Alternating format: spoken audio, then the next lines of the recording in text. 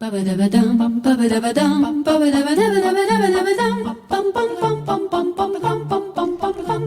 to Live a Little. Today's guest is Matthew Emerson. I met Matthew during one of Father Alec Schrenk's masses. Father Alec was offering an ad orientem mass, and I was sitting behind Matthew and he was taking pictures. So after mass, I went to make fun of him for taking pictures during mass. But he was so excited because he had never seen a Novus Ordo ad orientem mass. So anyway, we started talking, and as it came about, we lived close to each other. So he has become one of our family friends since then. And I find Matthew's journey, faith journey that is, very interesting because he wandered in really different places. Always stayed faithful to God, but he exemplifies that wandering of the youth nowadays. So I thought he would be a good guest for the show. So I hope you enjoyed the episode as much as I enjoyed talking to Matthew. Thank you. Live a Little, Matthew. Thank you very much for being my guest. I'm really excited to hear your story again. I'm very happy to be here. I definitely I want to congratulate you on probably finding the least interesting guest of your repertoire so far. So I'm happy to bear that award. You know, I'm happy to fill those shoes. Hey, I aim to please you. But I think your story is more interesting than you think. But also, I think it's more common than, again, especially most of my listeners are familiar with. So tell us about who you are first and what you do now, and then maybe take it all the way back and tell us about your childhood, Matthew. I'll do my best, and just interrupt me at any point that you need clarification. So right now, I am a Christian therapist. I'm in my final internship for my graduate degree, which is in clinical mental health counseling, and I'm working for a Christian agency, which I'm very blessed to do. So I'm a Christian counselor. I'm also the creative director and staff writer for a blog called chapteroftheday.com. And then I also do my own thing, which is very tiny, at Vespers and Vienna.com, where I kind of write more about where psychology and theology interact, because there's a conversation that doesn't tend to get done, that isn't done as much as I'd like it to be. But oh gosh, so in the beginning, God created the heavens, the earth. To even think about, oh gosh, so I was born and raised Catholic. Born in, Rust Belt, southwestern Pennsylvania, which is a deeply Catholic area because of all the Eastern European immigrants that came. And I was blessed enough to go to Catholic preschool, elementary school, high school. My dad was a convert. My grandfather on my mother's side was a convert. And my grandfather, who I call Pap, and I'll refer to through the rest of the story as Pap, he was kind of the religious patriarch of the family. His faith was very strong and definitely set the precedent for me at a very early age. But, I went to a typical Catholic parochial school. We had mass every week, choir practice every week during Lent, Stations of the Cross on Fridays. It was a deeply ingrained Catholic culture. I didn't really appreciate it then because I was like 6 and wanted to play Power Rangers or Pokemon. But looking back on it now, I definitely see that it had a bigger subconscious impact on me than I thought, than I originally noticed. It was during high school, Catholic high school, where I found myself being the only Christian really there. Not that I was any great, exemplar of the faith, but I did believe in God. Most of my friends were atheist or were at least questioning. So I was kind of the lone Catholic at the Catholic school, or that's kind of how I felt. I fell away from the faith in practice, at least. I never denied God intellectually. I never went so far as to say God isn't real. I just didn't think he cared as much about my moral behaviors as other people said, because I wanted to be free to do whatever behavior I wanted. After I realized that what I was doing was a bit wrong, I'll give kind of a brief overview, and we can get into specifics as you find interesting. I kind of came to the faith intellectually after that, my senior year of high school, thanks to Bishop Robert Barron, he was Father Robert Barron at the time, regardless your opinion of him. And he was very helpful to me and really showed me. And religion, particularly Catholicism, really became a stick that I could beat people with, because I was like, I know better than you. I know the truth. And so... Still in high school? Yeah, that was my senior year of high school, going into summer before college. And I'll ignore a lot of my personal brokenness for the time. But I entered into college. I went to a small, loosely liberal arts Christian university, loosely affiliated with the Presbyterian Church. But a guy that actually went to my church that became a priest, who's not that older than me, was appointed to be the campus chaplain. So I took that as kind of God's sign that he was okay with me going there, because I really wanted to go to Franciscan instead. As I went to college, as I went through undergrad freshman year, I discovered the tradition of the Latin Church. I discovered the Latin Mass. I actually discovered that there was a Latin Mass parish in the Pittsburgh diocese. And so I finally got to go there. Because my grandfather, who I said was the religious patriarch of the family, he converted in pre-Vatican II. So he always told me about the Latin Mass. He remembered the chants the day that he died. He'd sing to me Dominus vobiscum et cum spiritum tuo. He really treasured that. So I always knew there was a thing, but I was like, too bad it's gone. So then I discovered it existed. And I went to the Latin Mass my freshman year of college, and really the major feeling I felt was betrayal, or that I had been stolen from. I'd felt that the church had kind of stolen my inheritance from me, because I grew up with typical boomer Catholicism. I was very close with my priest. I really liked him, particularly after I had my quote unquote reversion to the church in my senior year of high school. I got very close with my parish priest, went to confession increasingly regularly the more I realized how much of a sinner I was. And so I was experiencing the best that boomer Catholicism could provide me, and that wasn't much. And so I had felt stolen from. I had felt robbed that I didn't get to appreciate this Latin patrimony that had brought me so much joy. Also during this time, there was a small, very devout Orthodox community at this college that I went to, and I became close with several of them. Still very close friends with many of them, and they are more holy than I could ever hope to be. Because all my arguments, all of my understanding of Catholicism was in relationship to Protestantism. I had just understood Protestants, stupid, bad, didn't understand the church. They don't make any sense. And as much as I knew about the Orthodox, they were Eastern schismatics that needed to bend their knee to the Pope. And that's all I really cared about. So once I got to know them and I realized, wow, there's an entire other branch of Christianity that I've really never thought about. And I never really thought about the Catholic Church's arguments against why you should be Roman Catholic rather than Eastern Orthodox. I was blessed enough to skip a year of college, so my undergraduate experience was only 3 years. So my entire 3 years, towards the end of my freshman/sophomore, so I'm only going to refer to it as my sophomore, junior, senior year for some level of organization. Towards the end of my sophomore year through my junior year, I'm really wrestling with these things. I'm really thinking about orthodoxy. I'm reading their arguments about the papacy, the role of the papacy, papal dogmas. I'm reading all of that. I'm still practicing Catholic going. I bring one of my best friends. I'm his godfather. And then the next year I bring another friend of mine in as a sponsor. I was his sponsor, so I'm still practicing the faith, but I'm reading, I'm thinking, I'm starting to attend Orthodox liturgies regularly with my Orthodox friends. There's a saintly priest that's ministering to the Orthodox community there. I'm going to prayers with them once a week, talking with him.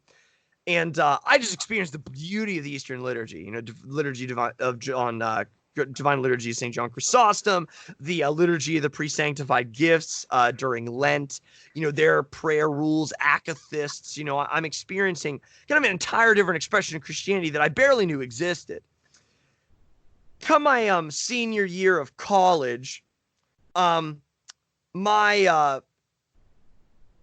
campus chaplain had been taken from us more or less because of politics. And I've kind of fed up with the Catholic Church. I'm fed up with Pope Francis, fed up with the Cardinals, fed up with my local church. I'm just kind of tired of it. I've been betrayed, I've been stolen, I've been robbed from. The church is just, basically committed a botched abortion on its liturgy. No offense, I don't mean to be so hyperbolic. And I was like, I'm tired of it. I'm just going to go to the Orthodox Church where they've preserved their liturgy. They've preserved a lot of tradition. I know good, holy people who have provided me a community where I needed it. And so I'm just going to go be Orthodox, and besides, Catholic Church says they have valid sacraments. So I'm not really losing anything. It's the Catholic Church's fault, really. So senior year of college, it's in March. I'm received into the Orthodox Church on the old calendar feast of Saint Benedict. I took Benedict as my chrismation name, and I did that intentionally. I wanted to express my desire for the historic church and a unified church. I didn't want to take, there's a big meme amongst Orthodox converts of your name being John and you take the convert name like Barsanuphius or something like that. I didn't want to take this 18th century Russian name. I wanted to take a name of a saint that was venerated east and west, that was before the church divided. So I'm received in then. Not long after that, I have a panic attack because I feel like I'm failing my family. And so I immediately return to Rome without much thought. I don't really get to live an Orthodox life.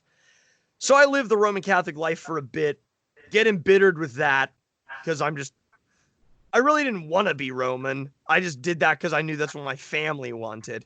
So after that, I go through more or less what I call a several-year period of what I've described as ecclesiastical nihilism, where I'm kind of like, God's real, Jesus is real. He established a church, but I think we've just messed it up, more or less. So then I was Anglican for a bit because I was like, at least I'm kind of free to think whatever I want, and they don't really have an agenda for me. Then I start grad school, which is a horrible decision. And I start grad school, and I decide, look, I never really gave Orthodoxy its due. I never really gave it its time. I never really tried. I just returned because of my family's whims. So I returned to Orthodoxy, but I'm still reading because I'm very self-questioning. I don't trust myself over basically anything. Any position I hold, I'm very willing to change. Give me enough evidence and whatever, enough reason not to trust myself. So I'm still reading sources. I'm reading papal sources. I'm reading Orthodox sources, doing my best to, at least with what time I have. Then I return to Catholicism for a bit. I get to go to Sikh 2019. That's the second Sikh I attended. I attended a Sikh during my undergrad time, which was very transformational for my faith. So I returned to that. Oh, also during this time, my parish priest is falsely accused of being a sexual abuser, and I lose him. So I really had nothing holding me to Rome at that time. Come back from Sikh, Catholic for a bit. I'm Orthodox for a bit. I'm Anglican for a bit. Catholic for a bit. I bounce back and forth. I was actually Orthodox during the funeral of my grandmother. That's a guilt for me.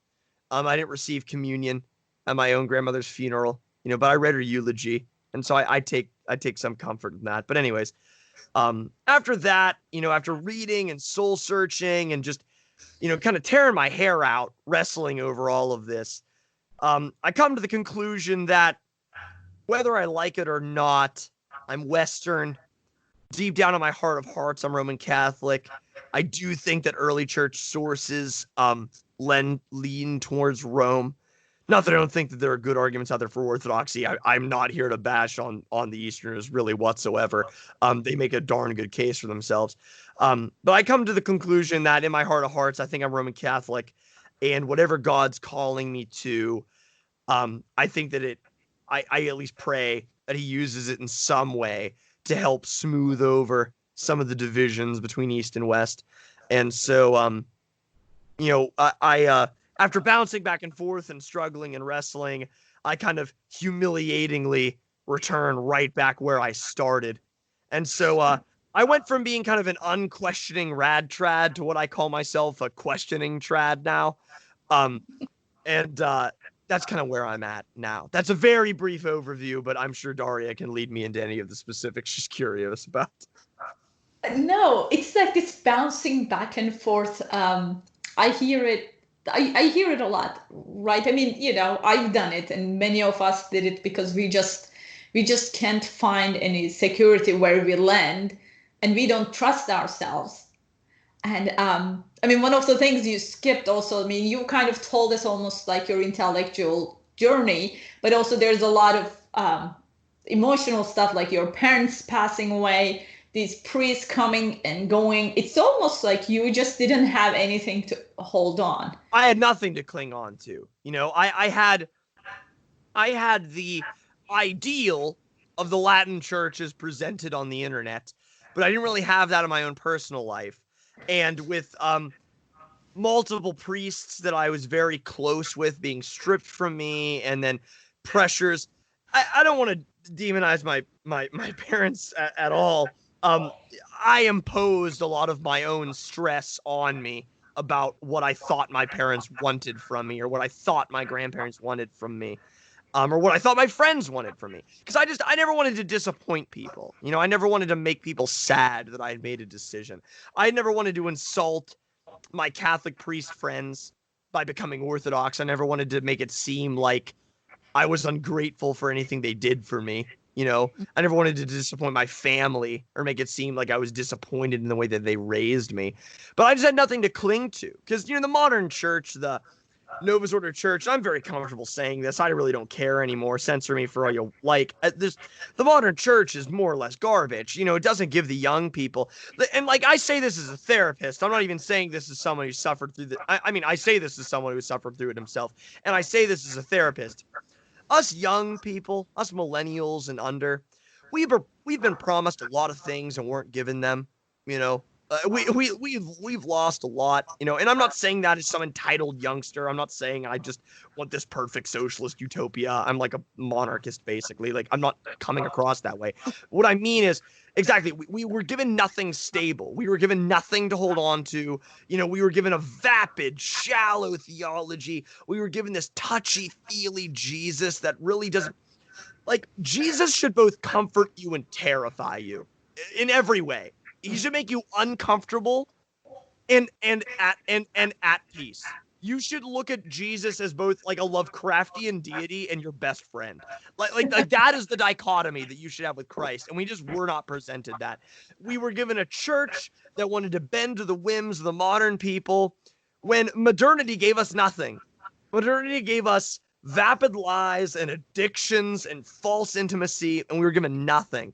And so then I'm thrown in college, and I tried to take college seriously in that I wanted to question my views. I wanted to expand my thought processes. I wanted to examine why do I think the way that I think? Because just because I was raised that way doesn't mean it's right. And no one should think that. No one should think that just because you were raised a way doesn't necessarily mean it's right.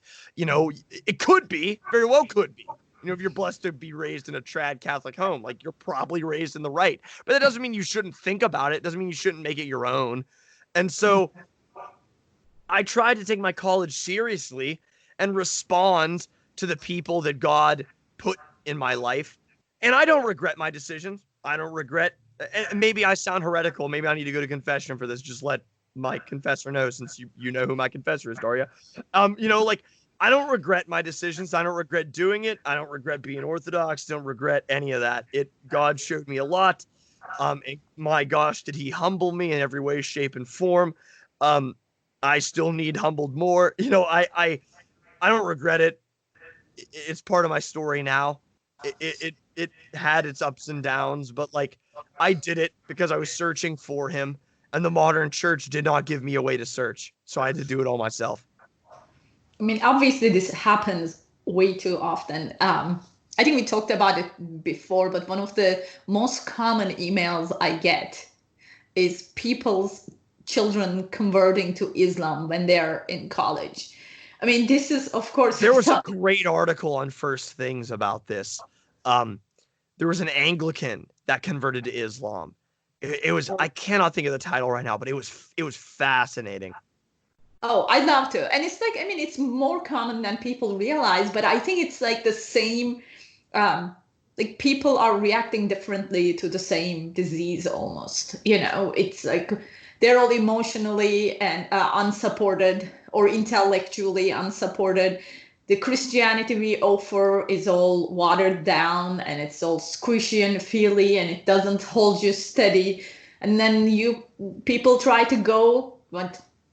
Sometimes to alcohol, sometimes pornography, sometimes to Islam, sometimes to atheism. They all find different solutions depending on who they meet and when they meet, and The way that I often put it is that the minute any of us are born, especially any of us living, I don't know, post World War II, but like the further we've gone, the worse it's gotten.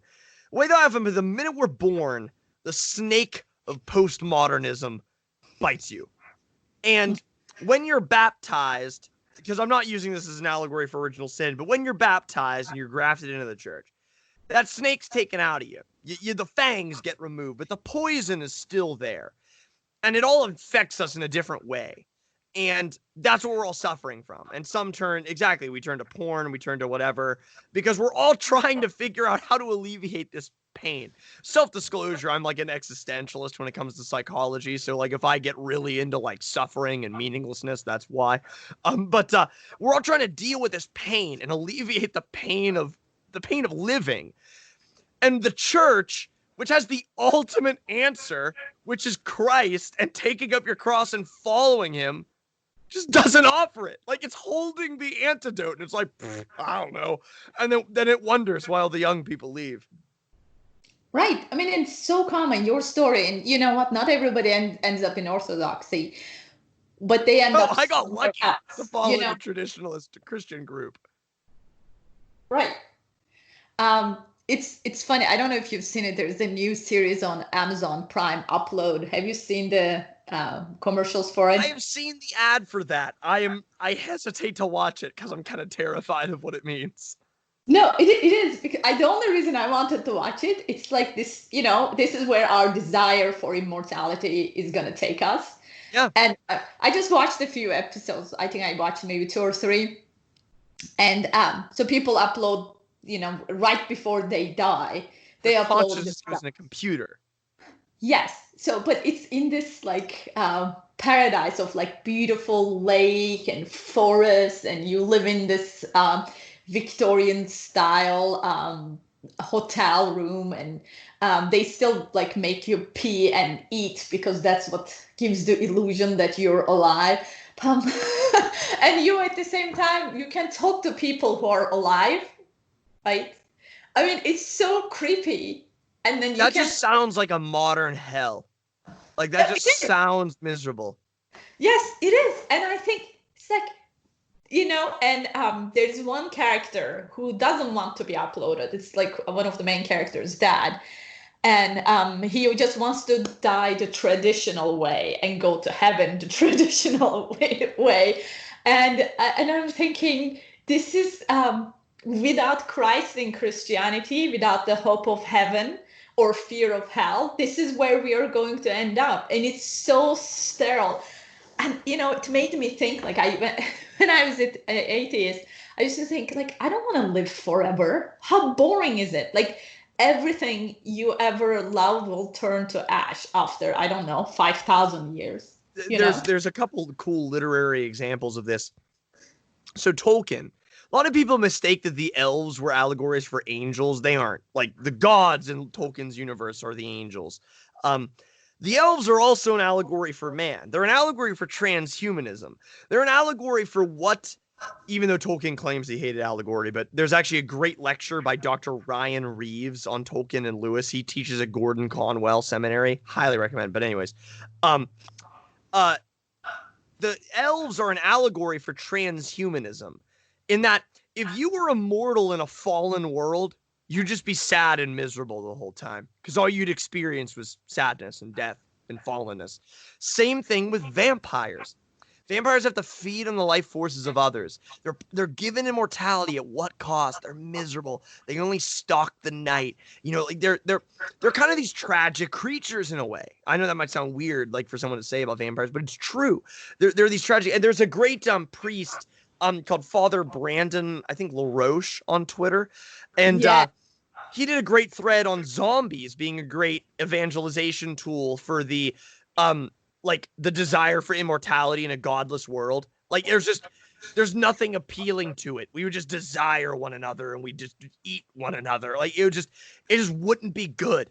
It just wouldn't like if anyone thinks a utopia is possible, look at the Soviet Union, look at Mao's China, look at Pol Pot's Cambodia, you know, like look at Castro's Cuba, look at any capitalist society. I'm no fan of capitalism. Like we are not getting a utopia anytime soon.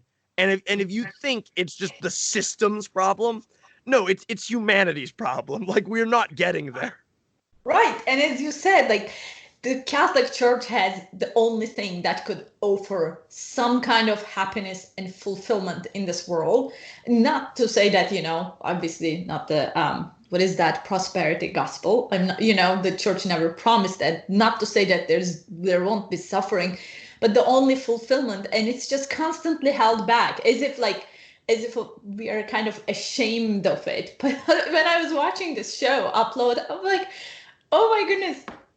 As you say, we have the only antidote to this poison, and then we are unwilling to share. And it's like, this is why I thought your story was good, because you know what? It's just too common. It's just every one of us, even though I'm not as young as you, take different routes to destruction almost. And you're blessed that the Lord, you know, gave you the intellect and put good people in your path. Yeah, you know, I was always preserved from atheism. You know, I never could go that far. I always knew God existed. And as being an existentialist, I always say that Christ is the only good argument against suicide. And that's a hill I'm willing to die on. And you know, so God always preserved me from that. You know, he kept me in more or less the trad Christian circle. I never tried to be a progressive. I never tried to be kind of like this hip liberal Christian. You know, even whenever I was attending an Anglican church, it was an ACNA church. Like, it's not like I tried to go full-blown radical, like progressive Unitarian Episcopal or something like that. You know, so I got lucky. Most people are not as lucky as me. So I don't know if I exist as like a warning or what, but like most people are not as lucky as me. And most young people, most people in pews, most kids in pews, most young people in pews, they're probably just going to turn to like porn and post-modernity. Like they're just going to take hedonism as the answer for suffering, because we aren't offering Christ as the answer of suffering. And it's not that Christ is the answer of suffering so you won't feel it, but Christ is the answer of suffering in the sense that suffering is worth living with him. That's the point. And Christ is the center of all of our meaning. Christ is the center of all of our purpose. And it's not that we all have to go and become monastics. It's not that we have to go and say, death to the world, I can't ever enjoy a glass of whiskey again. Like, it's not that Christ deprives. Christ gives abundantly. But we don't talk about that. And the culture says otherwise. The culture is an entirely different narrative of Christianity. And rather than the church, the actual possessor of the narrative of Christianity in Holy Scripture, the church doesn't rebuke the culture. The church doesn't go, no, you're getting this all wrong. It doesn't answer it. And so the culture is allowed to be like, yeah, those Christians are just stupid fuddy-duddies that don't understand what the world's like and blah, blah, blah, blah, blah. Before COVID, I met with my friends every Friday and we smoked pipes and we drank whiskey and we prayed and we talked about C.S. Lewis. And like, that's not for everybody. Like, there's plenty of people that could get together in a Christ-like way and crush a few brewskis and watch a football game. Like Christ is not here to say that the entire world is invalid. He made it, you know, but we've let the world set the narrative for Christianity. And then we've just said, yeah, we haven't said anything. And so everyone's like, yeah, I guess that's what Christianity's like. Most people don't actually reject Christianity. They reject what they think Christianity is. Right. Hey, you need to put a quotation around that, my man. Thank you. I appreciate that. Again, get me on this soapbox. I could go for hours, so please forgive me. It's just no one's saying anything about this, or people are starting to. It's not that I'm any original thinker or anything like that. Like I said, I'm probably the least impressive guest you've had. Like, everyone go listen to the artist dude, Chris Lewis. Like, he's phenomenal. But like, I'm just like a sad therapist. Like, I'm just like upset that the church has so dropped the ball in offering the antidote what everybody needs. No, it's very true. But what could like parents like me? I mean, my kids are little, but I fear, because despite everything we think we are doing right, I think there will come a point that they should and will question what they're raised with. So what do you suggest to like friends and family, and like when they see struggling and drifting away people? I think our first reaction is to kind of let them be themselves, and almost like let them drift away, and until they eventually come back. I mean, as a person who lived it, and as a therapist, like, how can we help those who drift away? Okay, one, don't treat them like children. Because this is going to start happening around adolescence and stuff like that. And I get it. They're teens. They don't know everything, but they think they do. We all went through that. Heck, most of us now. I've seen plenty of adults on Twitter who think they know everything. Don't treat them like kids. Their feelings are valid. They're searching. In this, everyone goes through it. Erik Erikson predicted it. He's probably one of the best developmental psychologists out there. They're going to struggle to find their identity. They're going to try. This is the time. This is the time for them to say, is this faith mine, or is this just my parents? Because you don't want them to worship just because you do. You want them to love Jesus because they love Jesus. That's the point. That's what we're all going for here. A forced love of Jesus, or an obligated love of Jesus, really isn't love. It's not unconditional. Not that we can ever love perfectly like God can. 2, the Christian tradition has answers, has damn good answers, if I even say so myself. The Catholic Church has very good thoughts, arguments for itself. Like, use them. Respect what your kids are saying, or respect what your friends are saying, or whatever you want to say. Like, respect their opinions as valid, but like, just because they're valid doesn't mean they're correct. So I want to make some distinctions here. Their feelings, in the sense that as they perceive them, are real and are being felt. Doesn't matter if they're right.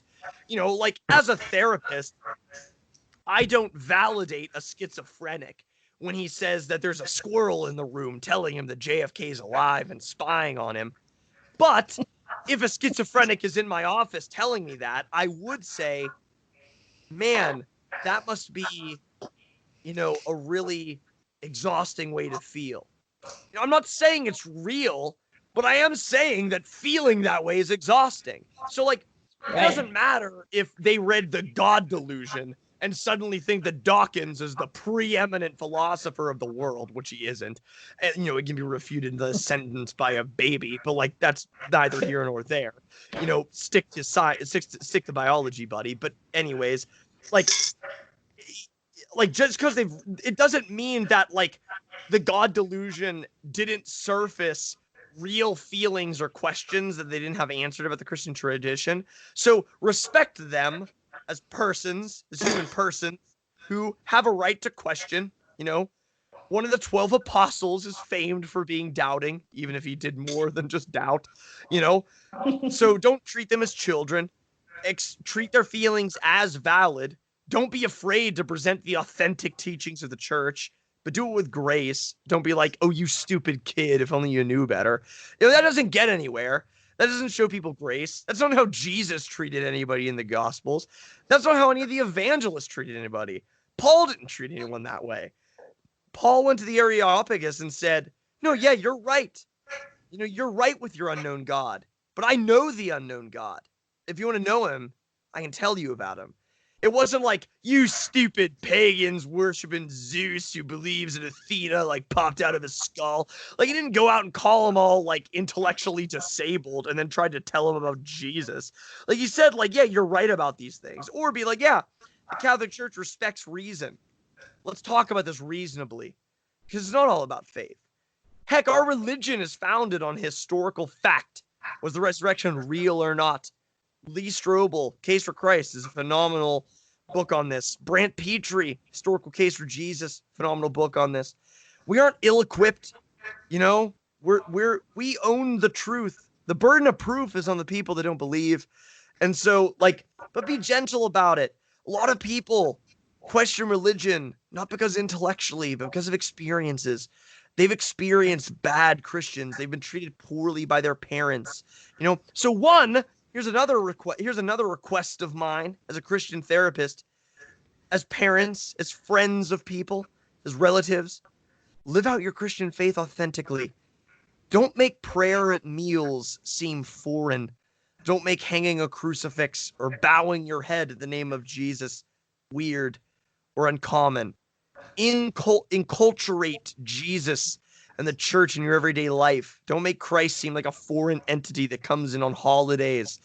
Because if Jesus just seems like a hobby, if he just seems like something that his weird enthusiasts do, no one's going to take it seriously, no matter how convincing the argument. If the argument doesn't convince you to live your life as if Jesus is exactly who he says he is, it's not going to convince anybody else. Oh, that's perfect. I mean, how would they know that he's real if he doesn't change our lives? No, that's that's perfect. Like, we have to be believing Christians, acting like Catholics, bringing him in every part of our life before we can even pull up a book or an article or a podcast for people to reach. That was one of the biggest things in my conversion. And I am not saying that you shouldn't use words, preach the gospel, use words necessary. I am definitely not saying that. St. Francis did not say that. But there should be an evidence that your life is radically changed by this Christ person. That he makes all things new, and I'm sure a lot of people who are listening are like, wow, that kind of seems obvious. I'm like, okay, and I'm sure it is, but like, then why aren't more people doing it? That's just my question, everybody. Like, or maybe it seems innovative, and if that's the case, give me an honorary doctorate, somebody, please, I'm begging you. But like, it needs to be said, and I'll shout it from the rooftops until more people start doing it, and so. And this is not also like we're just not picking on like the Novus Ordo Church in that. No. Like, we are both we both go to Latin Mass as often as possible, and we can see the different shortcomings in the trad community. Oh my gosh, there are so many trads for the sake of being trads, because that's what they did when it was old. Just because it's antiquated doesn't make it right. Like, are we all going to be geocentrists again?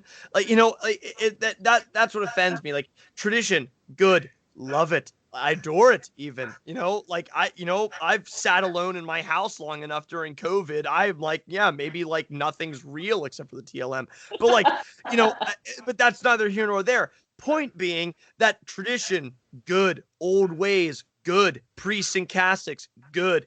But like, if you like a priest wearing a cassock just cause it looks cool, like, that's not really a good argument. That's not really a convincing argument. Like, you're allowed your personal preferences aesthetically. Like, I'm not critiquing that. But like, yeah, there are plenty of faults in the traditionalist movement. That's why I describe myself kind of as a questioning trad as well.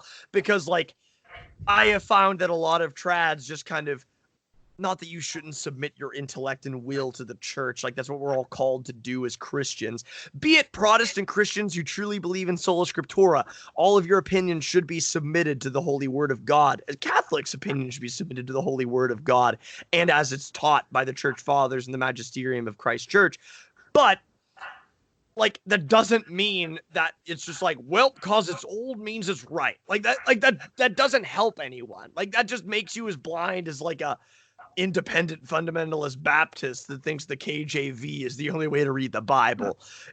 So we need to consider our arguments here. We all need to think, why do we think the way that we do? That's not an unhealthy question. It doesn't make you a heretic to think that way. Like now, if you become an Arian afterwards, like then you're a heretic. But like, you're entitled to that question. You're entitled to go like, why is this the faith of mine?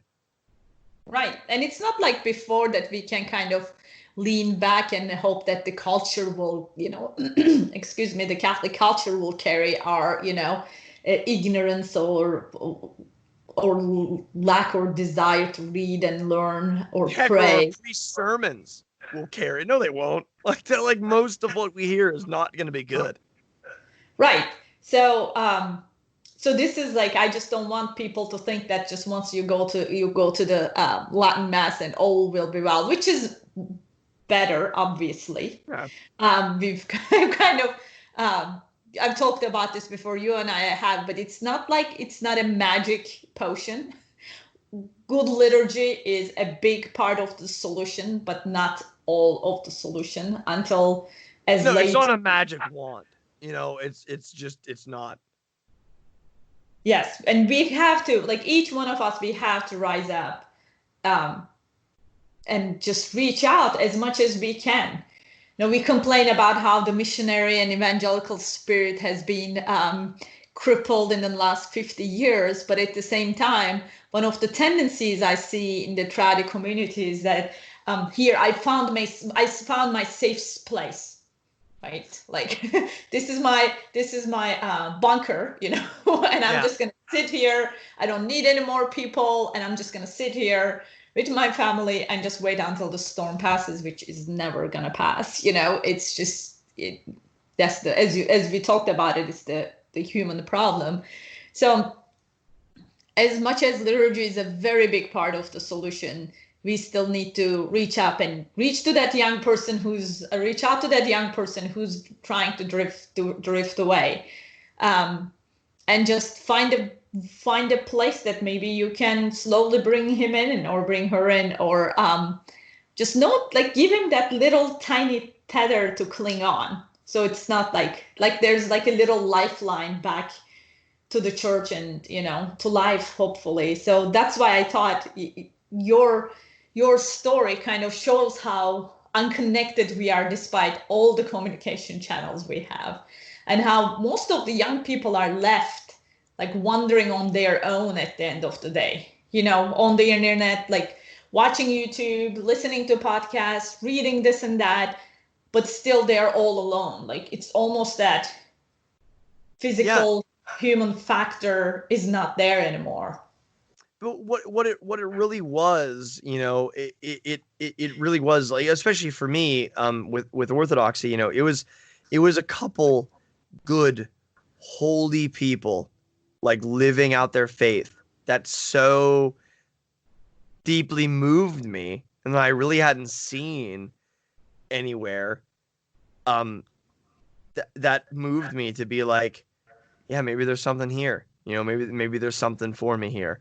And it's like, if Christ truly is sovereign, we can be a bit more peace with ourselves. And if we truly have found the true faith, then we can be content with that. And so, like, we need to live that way. Again, not in a triumphalistic way, because trust me, the Catholic Church has very little triumphs recently. But like, we can at least live at somewhat peace and try and share that with other people. I really think that that's something that's important. And and my story is full with a lot of personal brokenness and sin and emotional problems, intellectual journeys and questioning. And that's the thing. No one person's story is a simple cut and dry cut and dry thing. It's going to be messy. No one wants it to be. No one likes messiness. No one likes complicated stories, but we all have a complicated story. So we just need to kind of accept that that's going to be the thing. and then walk with those people. And I know that's a big liberal phrase, like, let's walk with these people. But like, I'm not saying that like, let's walk with them into Hinduism, but like people need walked with, because none of us are good Catholics. None of us are perfect Catholics. Like, as long as they're still interested in going to church while they're asking questions, that's a victory, you know? And so like, it's going to be messy. And the thing is, like, especially young people, especially people my age, people younger than me, they want people who are like, yeah, life's messy. Your life's messy, but that doesn't scare me. That's why people go to therapists. That's why people go to psychologists, because like the churches, they drop the ball on it. Like, yeah, life's messy. Your life's messy. My life's messy, but I'm not scared of that. I'm willing to do that with you. I'm willing to do this Jesus stuff with you. Fine. Just be, the listening ear that, hey, you think the priest hasn't already heard all the sins you think you have committed and unforgivable. Like there's just so many places we can support people in the Catholic Church. And, oh yeah, there's a great priest friend of mine who always said that sin is so unoriginal. Like it's boring to them. I was like, oh, this the same thing again. Yeah. Yeah, the devil isn't that creative at the end of the day. Okay, so this was perfect. So we talked about the young people. And one of the things I want to talk about today, Matthew is also the dungeon master of our D&D. Is it campaign? Is that the word? Yes, campaign would be the right word. Yes, this is my first D&D campaign, so I am kind of a newbie, and they're all putting up with me as I kind of stumble through, and I don't know which die to roll. Baby's first campaign. It's a precious time. It's a sacred time. It is, and then comes COVID, and we had to stop. And everything kicks us in the teeth. I know. Trust me. I really should have spent more time writing material for when we can get back to it, but I'll get there eventually. No, I know. Once we restart, it's going to be like 10-hour sessions or something. Honestly, yeah, we're gonna have to play great, like huge catch up and just reminding everyone what is like actually happened. Oh, it's gonna, and it's a great story too. It's an alternate history. It's perfect. Anyway, Matthew can tell a little bit about that. But I wanted to talk about also one of the things that are, I think, largely ignored in Catholic circles. And I don't know why. Is it our kind of slight aversion to video games and all these games? But I feel like one of the things my husband and I did when we first got married, that we started playing World of Warcraft together. And I never played. I mean, I love reading fantasy always, but I was always too poor to afford video games or anything. So I didn't know how to play. But we played World of Warcraft together until we couldn't, because, kids and stuff. And we didn't want to kind of lock the kids in a in a room while we had a raid. So just slightly better parents than that. Not by much, but slightly better than that. But one of the things we realized that it's such an enormous mission field. And people who are already attracted to this stuff, they already love beauty and symbolism and bravery. Like this, it's almost like old school, but in a new, like in a new package. So as a gamer, and much better than myself, tell me about what do you think of video games, their place in a person's life? You're also a therapist, so obviously you can tell us a little bit like when you need to draw the line. But I really want to hear like what place as Catholics can we have in this like gaming world that we enjoy so much? I mean, it's a big question. I'll go from the big and try and work towards the small. So yeah, video games get a bad rap, and I understand why.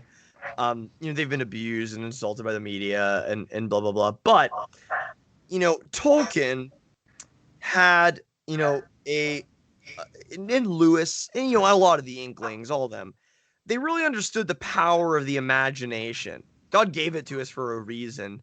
Like we don't have any function or purpose or ability that God didn't intend us to use in some kind of godly way. At least I don't think so. Correct me if I'm heretical. But so video games appeal to that imagination. And, I often think of Lewis's comment about no one would fault the prisoner for imagining what it's like outside of the cell. Video games offer us time outside of the cell that is this fallen world. It allows us to play the hero or the villain, but it allows us to play the hero. It allows us to live in a world where magic is real and the gods care and, insert, whatever video game and stuff like that. None of that's bad. None of that's good. We desire a world that just shows the inherent desire of man to live in a world where God cares, to be the hero, to do virtuous things, to save the weak. Like, people want to do this, but they feel like they can't. And obviously, like, you could pull the whole, like, what, like, they need to learn and, like, do it in the real world. And I don't disagree with you. Like, obviously, we need to try and be the hero in the world and pursue virtue. And obviously, God does care, even when it doesn't appear like he does. But video games are a phenomenal evangelization tool because you meet a lot of people that are interested in these higher things. They're interested in the symbology. They're interested in the hero's journey, as Joseph Campbell would say. And obviously you don't want to become addicted to video games. You can become addicted to so many things. Human beings are just masters at becoming addicted to things. And, so obviously, like, if you don't want to play video games at the detriment of yourself or to your family, but, like, look, if you want to unwind a bit by playing the Sith Warrior storyline in Star Wars, The Old Republic, like, that's fine. Like, there's good that can be found in that. Like, leisure is okay. Recreation's okay. Thomas says that. Read Joseph Pieper on leisure.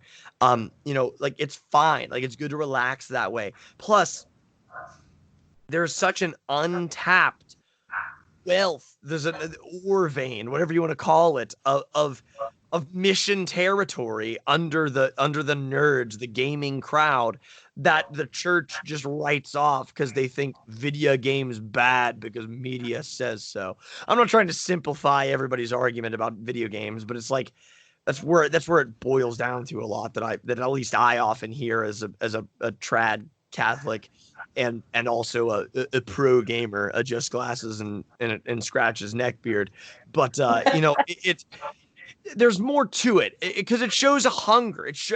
Video games and a love for video games shows a hunger for something more. It shows a hunger for a higher world. It shows a hunger for where there are heroes and where there's virtue and there's sacrifice and the evil is beaten. There's a great Lewis quote as well where we might as well tell people stories of virtuous knights and kings and warriors because people will not see them in their day. And so I think video games are just the new medium that appeals to that alongside fantasy literature.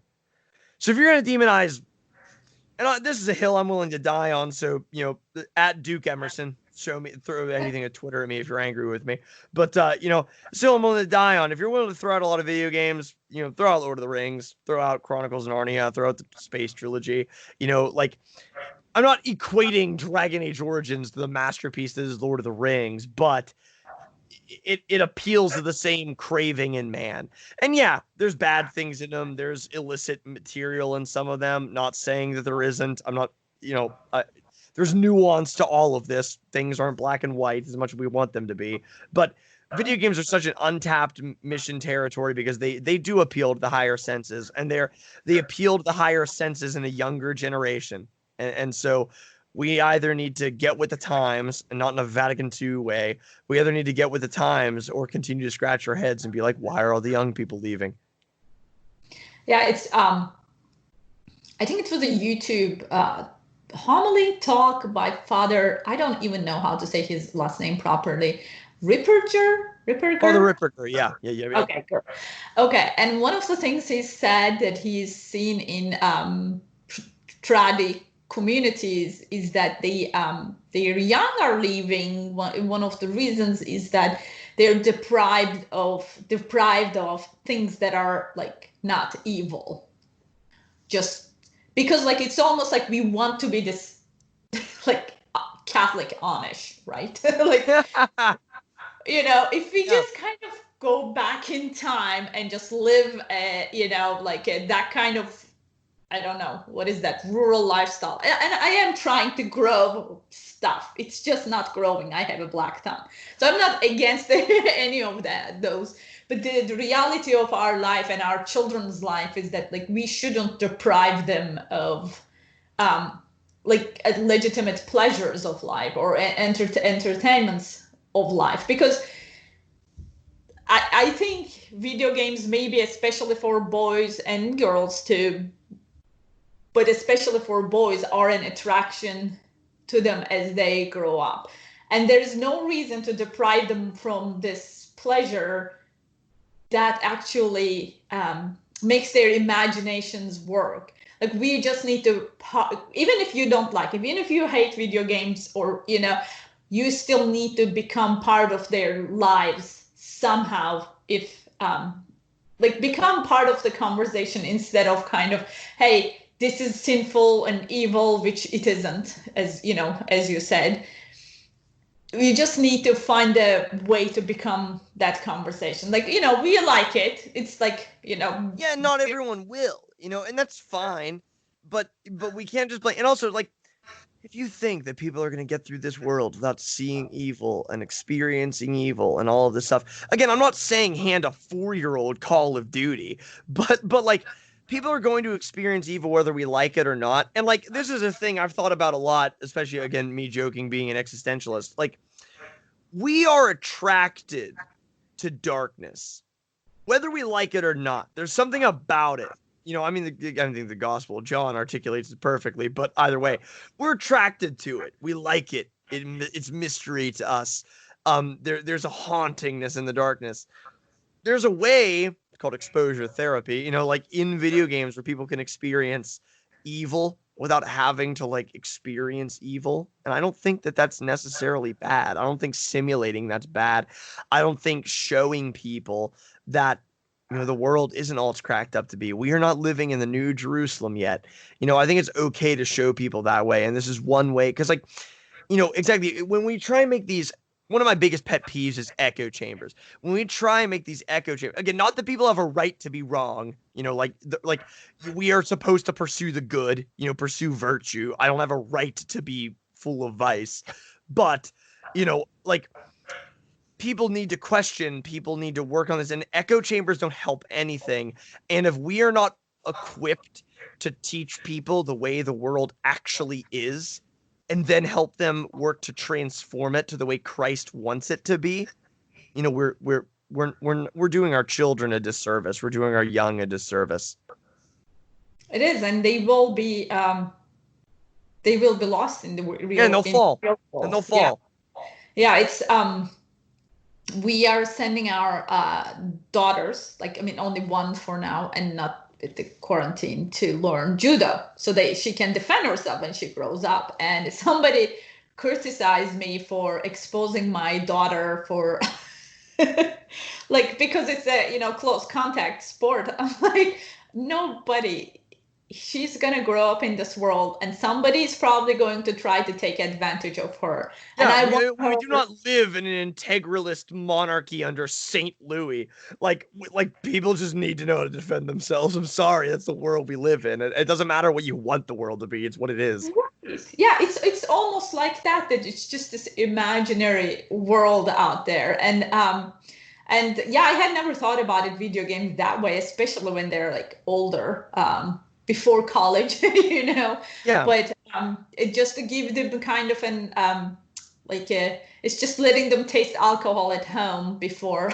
It's not a big deal for Catholics, of course, but before they go to college and know that it's not that big of a deal, that kind of control. Alcohol's not bad. It's not sinful. Like, there are good ways to enjoy it without like being a horrid wretch. Speaking of echo chambers, and speaking of trads and people falling away, there's something I've been thinking about a lot in terms of like, and accepting reality. I think that we trads need to accept the reality of things. That we are not going to be getting the Holy Roman Empire back anytime soon. We aren't going to be getting Constantinople back anytime soon, thanks to you, Turk. We should have video games. We except maybe in video games, and so then that makes them even better. But we need to accept the world that we're in and live by that. You know, the early church accepted that the age of martyrdom was over and they were suddenly a state church. We need to accept that Christendom's dead. We don't need to be happy about it. It doesn't mean that we shouldn't try and create little Christendom in our own houses and stuff. But we need to accept that we're going to be entering into a neo-pagan world. And we should be prepared for that. Whatever that means. But we should be prepared for it. Yeah, exactly. No, and it's like everything we talked about is part of it. And we are not, I mean, the thing is, we are not afraid of the world, you know. I think that's one of the things I hear, that just like we are just so crippled with this fear that the world is going to poison us. And if we are not careful, obviously it can. But at the same time, in the world, not of it, but you have to be in it. Right. Like he says, we're in it. You can't just get out. Yeah, and we need to be confident and bold and cautious at the same time, because you know, we are on the side of the good guy. You know, Yeah. we're on the side We of Christ. win in the end. We might not get to see it, like, well, until we're standing at our judgment, but like, we win in the end. We can take comfort in that. Right. Exactly. And there's hope. There's so much hope in it, even though like we feel like the church is in this dark period and we're losing people and the young people. But you know, there's always hope in the, you know, as the saying goes, the war is won, but the battle is just still going I was on. just talking with my cousin about this. I was saying, like, it's very easy to get caught up in all the church scandal, but I just watched The Chosen, and if you haven't watched it, I highly recommend it. It's free on YouTube. I love it. And I just watched it and at his recommendation. But I was saying to my cousin, I was like, you can get all caught up in the sadness with the church and people falling away and psychology becoming the new religion and all of this stuff. And I said, but if you kick back for 2 seconds and just think about the God that we worship, like you can't be anything but happy, you know? Like, this is the God of the universe that made everything, and like he decided to walk around with humans and eat with us and care about us and leave a way to be with us forever in his church. Like, it all sucks, but like, take 2 steps back from the catastrophe and like, what a God we worship. What a comfort we have there. Yeah, and the Chosen, I watched it during the Holy Week, which I was feeling very depressed. Like, you know, nothing was. I watched it all last night till 6 a.m. I would have if I didn't have kids who wake up at Yeah, exactly. Yeah, you took the better road. I took the 3 hours of sleep road. And it was like, it just, as you say, it was a perfect time to watch it, because I was feeling very kind of down in the dumps with the virus, and you know, I had the morning sickness and all that stuff. And I'm watching this, and it's like this just one man who is hanging out with children, telling them stories, and who cut his arm. Do you remember that scene? He cuts his arm and he bandages it. I'm like, it just that was started so human. Like, it was I really think they treat, without any heresy, like all jokes aside, like I really think they treat the humanity of the incarnation like really well. And that's what floored me so much. That's what's going to be thinking about this so much today. It was like, God became man. Like, I don't think we should ever get over that. Like, that should never be stale to us. That should never be boring. That should never be overpreached. Like, God became man. Wow. Stop right there. We can think about that forever. And it's just reminded me that okay, Rita, I forgot that Fulton Sheen's book about Christ's life of Christ. Anyway, he talked about this life of Christ. That's why I forgot. But he talks about the hidden years and how many wooden things Christ must have made, and how many roofs he must have fixed, and you know, how many tables he must have crafted. And it was like, it's just so beautiful to come to grips with his humanity without losing sight of his deity. And The Chosen, I don't know, it was beautiful. I love that show, and I can't wait for the second season, to to be honest. Well, especially because Nicodemus is one of my favorite characters in the Bible, and they treat him so well in that show. And so, yeah, I love it.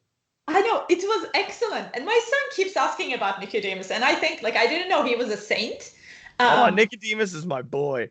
Yeah, I didn't know. And like my son started asking about Nicodemus out of nowhere, really. And I'm like, oh, Saint, it's like we'll look it up. And it's like, oh, Saint Nicodemus must have chosen you to keep an eye.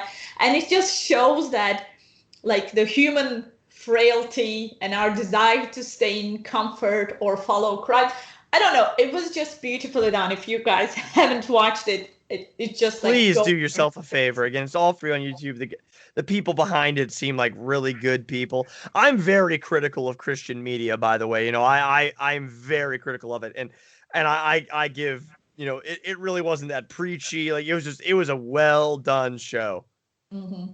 Yeah, and it's just gave me hope. Again, I was gonna say when we started talking about the chosen, as much as like we feel it's dark, like consider it started with that one man. You know, I mean, obviously he was God, but it just started with one man, and here we are, you and I, thousands of years later, talking about him, and just our lives completely changed because of what he has done. Yep. So it's like there is so much hope. So it's not like all darkness. And this is one of the reasons I just love that show, that it just shows like, look, everything looks really dark and awful and you may feel insignificant, but it just started with this one guy. And he just walks around calling people. I love the St. Matthew treatment too. Anyway, we're going to stop talking about the Yeah, Joseph. it's just please watch it. Anyone listen, please go watch it. Yeah.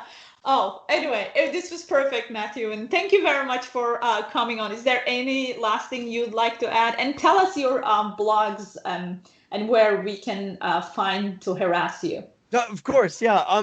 I mean, I'm again, I'm extremely grateful for you having me on. So like I said, I write and help produce chapteroftheday.com, which is it's essentially we're branching out to YouTube, but it's just a blog to help people live more meaningful lives, to tell the stories of their lives in ways that they can be proud of. I write for myself at vespersinvienna.com. And then you can find me at Twitter at Duke Emerson. I'm typically interacting with Daria's posts, so you'll probably find me somewhere there. And that's any place you can really meaningfully find me.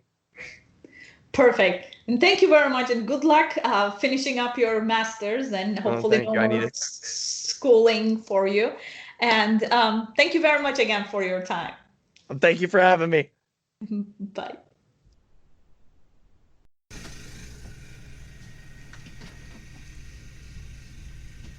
Well, that was fun. I hope you enjoyed it, and I'm looking forward to hearing what you think about it. I will put Matthew's website on show notes, so let me know what you think if you end up reading his writings or ramblings, as he calls them. So thank you very much for listening to Live a Little.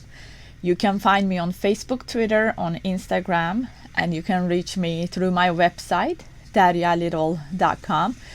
And if you're so inclined, please consider supporting me on Patreon. Every little bit helps. And thank you very much for listening. Let's live a little and bring the lost to life together.